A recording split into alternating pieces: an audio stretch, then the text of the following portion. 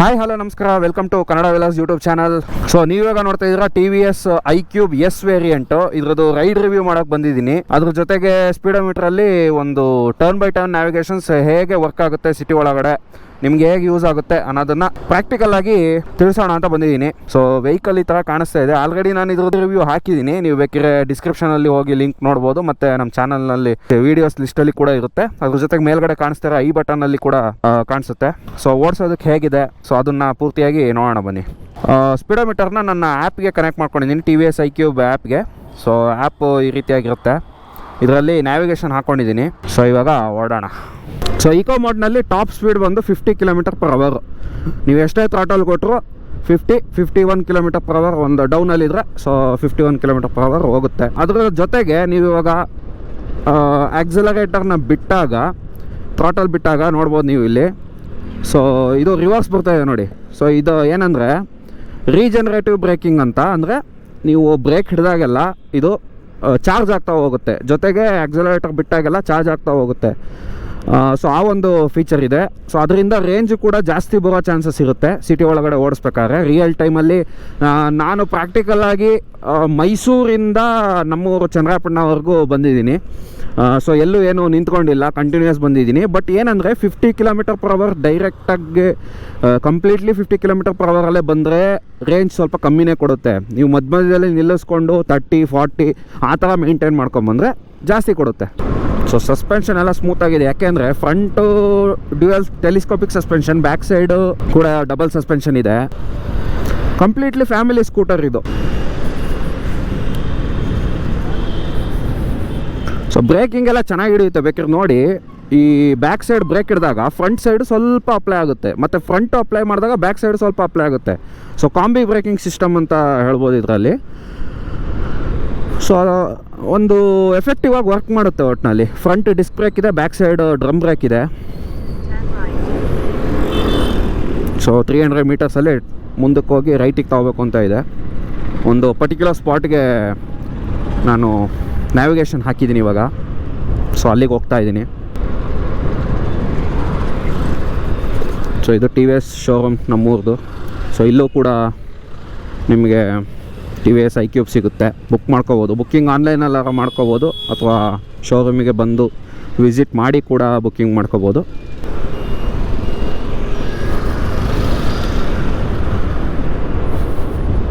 So 50 km/h ಆರಾಮಾಗಿ ಹೋಗ್ಬೋದು, city ಒಳಗಡೆ ಆರಾಮಾಗಿ ಹೋಗ್ಬೋದು. ರಿಯಲ್ ವರ್ಲ್ಡಲ್ಲಿ ಅವ್ರು ಕ್ಲೇಮ್ ಮಾಡಿರೋದು ಇಕೋ ಮೋಡ್ನಲ್ಲಿ 100 km ರೇಂಜನ್ನ ಕೊಡುತ್ತೆ ಅಂತ ಹೇಳಿದ್ದಾರೆ. ಸೊ ಇವಾಗ ನೋಡ್ಬೋದು ಲೊಕೇಶನ್ ತೋರಿಸ್ತಾ ಇದೆ, ಜೊತೆಗೆ ಇಲ್ಲಿ ಟೆಂಪ್ರೇಚರ್ ತೋರಿಸ್ತಾ ಇದೆ. ಇನ್ನು 84% ಇದೆ, 89 km distance to empty range ಇದೆ.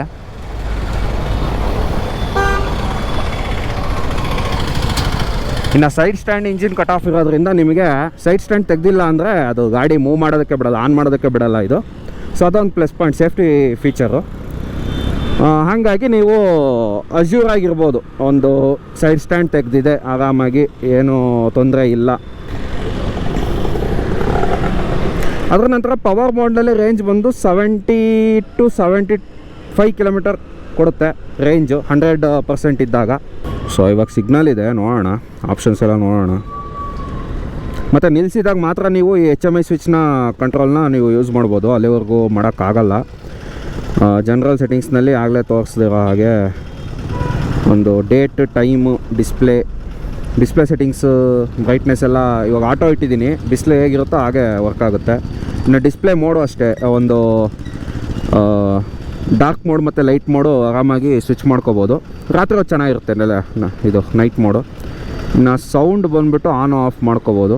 ಅದ ನಂತರ ಮೈ ವೆಹಿಕಲಲ್ಲಿ service, due date, errors, digital documents save ಮಾಡ್ಕೋಬೋದು. ಸೇವ್ ಮಾಡ್ಕೊಂಡು ತೋರಿಸ್ತೀನಿ. ಇನ್ನು ಟ್ರಿಪ್ ಮೀಟರ್ A-B ಅದನ್ನ ರೀಸೆಟ್ ಮಾಡ್ಕೋಬೋದು. ಇನ್ನು ಸ್ವಿಚಸ್ ಬಗ್ಗೆ ಎಲ್ಲ ಹೇಳಿದ್ದೀನಿ, I beam, low beam, HMI, indicator, horn, so ಎಲ್ಲ ಇರುತ್ತೆ. ಇನ್ನು ಹಜಾರ್ಡ್ ಲೈಟ್ ಇದೆ. ಸೊ ಸಿಗ್ನಲ್ ಬಿಟ್ಟು ಹೊರಡೋಣ. ಸೊ ಇನ್ಸ್ಟಂಟ್ ಆಕ್ಸಲರೇಷನ್ ತುಂಬಾ ಚೆನ್ನಾಗಿದೆ. ಇದು ಮೋಟಾರ್ ಅಲ್ವಾ, ಹಾಗಾಗಿ ಇನ್ಸ್ಟಂಟ್ ಆಕ್ಸಲರೇಷನ್ ಚೆನ್ನಾಗೇ ಇದೆ ನೋಡಿ. ಸಡನ್ನಾಗಿ 50ಗೆ ಎತ್ಕೊತ್ತು. ಸೊ ಇನ್ನು ಮಿರರ್ಸ್ ಬಗ್ಗೆ ಬಂದು ವಿಸಿಬಿಲಿಟಿ ತುಂಬ ಚೆನ್ನಾಗಿದೆ. ಯಾಕೆಂದರೆ ರೌಂಡೆಡ್ ಕಾರ್ನರ್ಸು ಜೊತೆಗೆ ರೆಕ್ಟ್ಯಾಂಗ್ಯುಲರ್ ಶೇಪ್ ಇದೆಯಲ್ಲ, ಹಾಗಾಗಿ ಒಂದು ವಿಸಿಬಿಲಿಟಿ ತುಂಬ ಚೆನ್ನಾಗಿದೆ. ಸ್ಪೋರ್ಟಿವ್ ಆಗಿ ಕೊಡೋದೇನು ಬೇಕಾಗಿರಲ್ಲ, ಆರಾಮಾಗಿ ಒಂದು ನೀಟಾಗಿ ವ್ಯೂ ಇದೆ ಇದು. ಸೊ ಇವಾಗ ಪವರ್ ಮಾಡಲ್ ಒಂದ್ಸತಿ ಚೆಕ್ ಮಾಡಿಬಿಡೋಣ ಪವರ್ನ.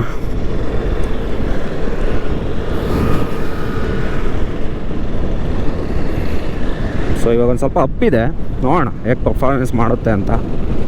ಸೊ 4000 ಕಿಲೋಮೀಟ್ರ್ ಓಡಿಸಿದ್ದೀನಿ. 4000 ಕಿಲೋಮೀಟ್ರಿಗೆ ಫಸ್ಟ್ ಸರ್ವಿಸು ಮಾಡಿಸಿದ್ವಿ ಆಲ್ರೆಡಿ. ಮೈಸೂರು ನಂದಿ TVSನಲ್ಲಿ ಮಾಡಿಸಿದ್ವಿ. ಅಲ್ಲಿಂದ ವಾಪಸ್ಸು ಮಾಡಿಸ್ಕೊಂಡಾದ್ಮೇಲೆ ಓಡಿಸ್ಕೊಂಬಂದೆ. ಸರ್ವಿಸ್ ಕಾಸ್ಟ್ ಬಂದು 500ರಿಂದ 700 ರೂಪಾಯಿ ಆಗುತ್ತೆ. ಅದು ಜಸ್ಟು ಲೇಬರ್ ಕಾಸ್ಟ್ ಅಷ್ಟೇ ಆಗೋದು. ನಿಮಗೆ ಏನಂದರೆ ಟ್ಯಾಬ್ ಹಾಕ್ಬಿಟ್ಟು ನಿಮಗೆ ಸಾಫ್ಟ್ವೇರ್ ಅಪ್ಡೇಟು ಜೊತೆಗೆ ಏನಾರು ಎರರ್ಸ್ ಇದ್ದರೆ ಚೆಕ್ ಮಾಡ್ತಾರೆ. ಸ್ಪೀಡು ಚೆಕ್ ಮಾಡೋಣ. ಸೊ ಹೇಗೆ ಬರುತ್ತೆ ನೋಡೋಣ ಇವಾಗ ಸ್ಪೀಡು. ಸೊ 80 km/h ರೀಚ್ ಆಯಿತು. ಸೊ 81 ರೀಚ್ ಆಯಿತು. 83 ಸ್ವಲ್ಪ ಡೌನ್ ಇದೆಯಲ್ಲ, ಹಾಗಾಗಿ ಇನ್ನೂ ಸ್ವಲ್ಪ ಪವರ್ ಎತ್ಕೋತಾ ಇದೆ.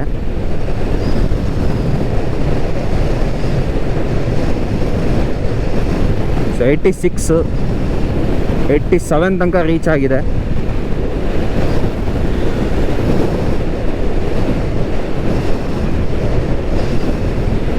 ಸೊ ಮ್ಯಾಕ್ಸಿಮಮ್ ಸ್ಪೀಡು ಡೌನಲ್ಲಿ 87 ಅಂತ ಅನ್ಕೋಬೋದು. ನಾರ್ಮಲ್ ಆಗಿ 80 ಹೋಗುತ್ತೆ. ಸ್ಟ್ರೈಟ್ ರೋಡ್ ಇದ್ರೆ 80 ಹೋಗುತ್ತೆ ಆರಾಮಾಗಿ.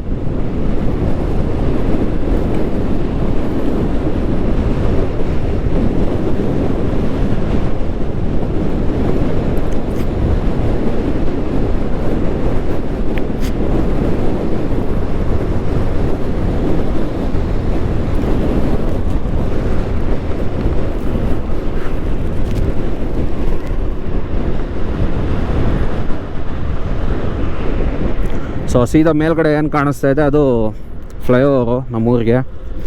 ಆ ಫ್ಲೈಓವರಲ್ಲಿ ಆ ಕಡೆ ಹೋದರೆ ಬೆಂಗಳೂರು, ಈ ಕಡೆ ಹೋದರೆ Mangaluru. Bengaluru highway, national highway.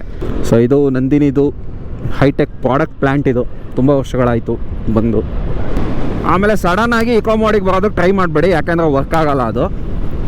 ನಿಮ್ಗೇನಂದರೆ accelerator ಬಿಟ್ಟಾಗ ಈಗ ರೀಜನರೇಟಿವ್ ಆಗ್ತಾ ಇದೆ ನೋಡಿ. ಆಕ್ಸಲರೇಟರ್ ಬಿಟ್ಟಾಗ ಒಂದು 50 ತನಕ ಬರೋ ತನಕ ಕಾಯಿರಿ. 50ಗೆ ಬಂದಾದ ಮೇಲೆ ಟ್ರೈ ಮಾಡಿ, ಅದು ಇಕೋ ಮೋಡಿಗೆ ಕನ್ವರ್ಟ್ ಆಗುತ್ತೆ. ಇಕೋ ಮೋಡಿಗೆ ಬಂದಾಗ ರೇಂಜ್ ಜಾಸ್ತಿ ಆಗುತ್ತೆ, ಜೊತೆಗೆ ಇಲ್ಲಿ ಕಲರ್ ನೋಡ್ಬೋದು, ಗ್ರೀನ್ ಕಲರಿಗೆ ಒಂದು ಹೋಮ್ ಸ್ಕ್ರೀನು ಚೇಂಜ್ ಆಗುತ್ತೆ.